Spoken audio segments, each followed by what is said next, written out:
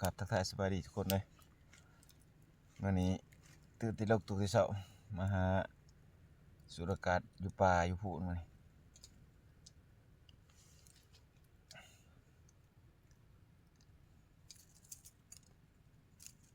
หนาวแห้งคืนนี้นอนดึก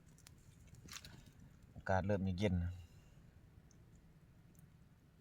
เพราะว่ามาวันนี้ออกมาผู้เดียว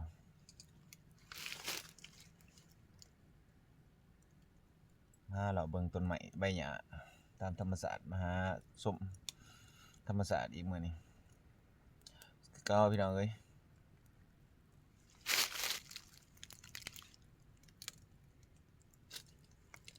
ลูกเด็กมาฟิล์มไข่กินกะเฟะจะหน่อย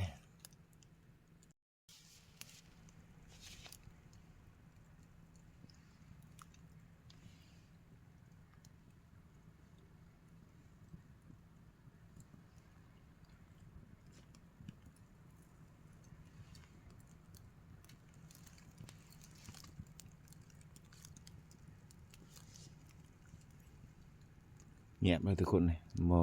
ได้ยินเสียงหยังถือว่ามิดถือว่าฤดูนี่ก็เกือบว่าใบไม้ใบตองนี่ก็โขบลาย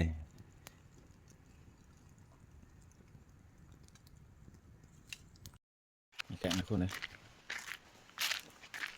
ก็ประมาณ5 โมง 6 โมงอาจจะไปเลาะเบิ่งตอนเช้านะว่าสิมีพอได้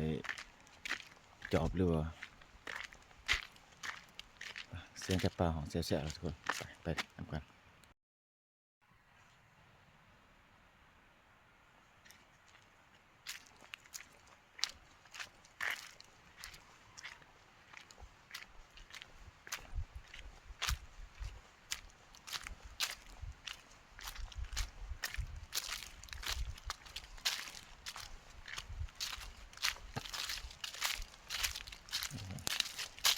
ส่วนนี้ก็ใบไม้หางลายเขายาง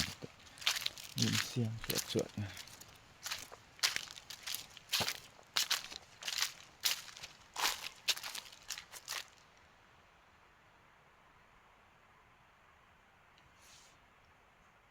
ได้ยินแต่เสียงไก่ป่า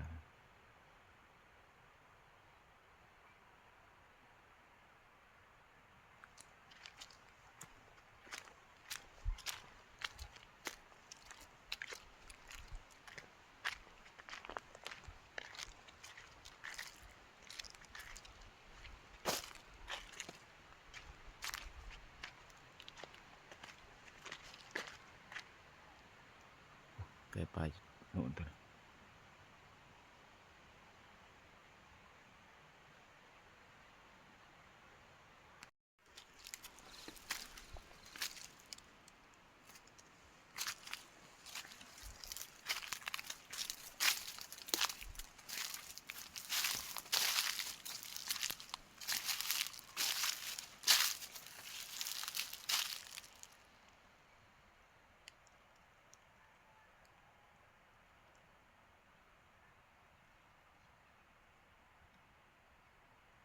ได้ยินแต่เสียงไก่แล่นคนไก่อยู่ทางหน้านี่ไม่เคลียร์ยังไงคู่เกะอยู่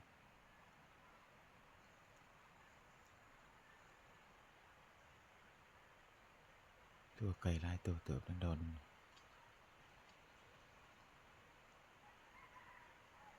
โอ้ยเถอะไปสิคอยจอบไป